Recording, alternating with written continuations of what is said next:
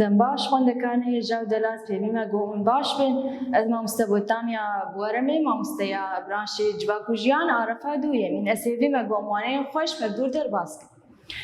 شخو ما گوجی پرتوکامه جواکو جیانه بدست بری ام در باسی وانه خبیم بینن بی اف تیگها جواکو جیان و تاوی چیه دندره بی پرتوکی چهیه وكان بيجن جباك شي جباك او كومبونا مروبال هفدوي وك تي خواتي بريتي جيرانتي هوالتي حما او كسي لدوراتي ام جير بيجن جباك وجيان شي ام بيجن ام تكليا مروبا هفدوري تكليا تو جيراني توان بهبره وتكليا تا وشان شيناتي ولاورا او خزايب هفدوري ام جير بيجن جباك وجيان أنا أتكلم دابرا مروف وهاوردوري ويدي چن مروف وچ خوزاب ولاور بوشيناتي بو دردور به تمام بجهدي مهاتبه فهم كرين أم درباسي برتوكا خببه سر روبلا حفت سر قطاراوي وبونا دبستاني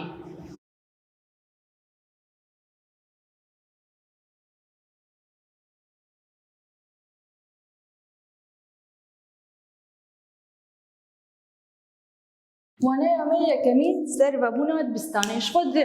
دويرو بلا يكمين ديجي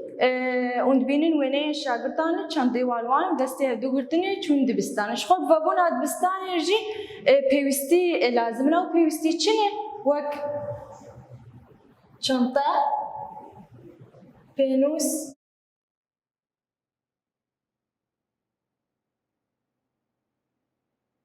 jêbir her wekî dê cilûber pêwîstî dibistanê ji xwe pirin di hindirê waneya me jî dê خوندکارک me bi navê Arîn hey çîroka xwe ji me dibêje bê çilo destpêka dibistanê berî goharê haziriye xwe dike ji pêwîstiyê wê wek çanta lênûs pênûs malbata xwe dire bazarê dikire sibehê zûra dibê cilê xwe xwe dike û gişî ji me re şîrovet dike di hindirê wê çîrokê de em derbasî waneya xwe bibin Arîn ji me re dibêje navê min Arîn e ez refa duyemînim ez îsal refa duyemînim berî vebûna dibistanê dibêje ez û malbata xwe em çûn bazarê em çûn bazarê me çi kirî wek çanta pênûs jêbir cilûberg her wekî din bi kêf û xweşî Arîn dibêje ez dibistanê vegeriyam dibê roja ku ez herim dibistanê ji xwe ez sibehê zûra bûm sibehê zûra bûm çi kir مروی خوش دستی خوش طوری خواه شهکر جلی خوال خواه کر مبدعی که خوشش دو مالیکار و دما گو خوارن حاضر دکر تاشتی حاضر دکر مخوار و کیف و خوشی و هیجان اجمالی درکتم از دریا خودی دبی از جی از دریا خودی پیرگی حوالا خبو حوالا مزیلان سر ریه سکنی بو بندامو بو گم پردور هرن دبستانی بیجی دما گو ام درباسی دبستانی بون دما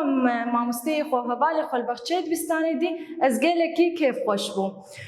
dibêjî rêveberiya dibistanê jî bi axaftinê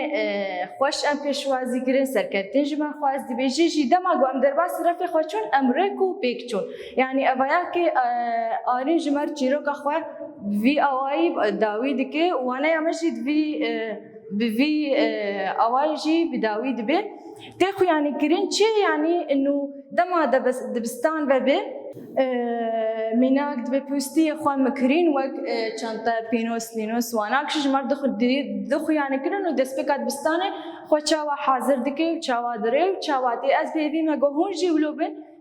dest yanî dema em derbasî dibistanê bibin birêk û pêk bê û hişev dû bikin kêf û xweşî bê têkiliya bi hevalê werxurt bê dibistana were mamostê were û serkeftinê ji we re dixwazim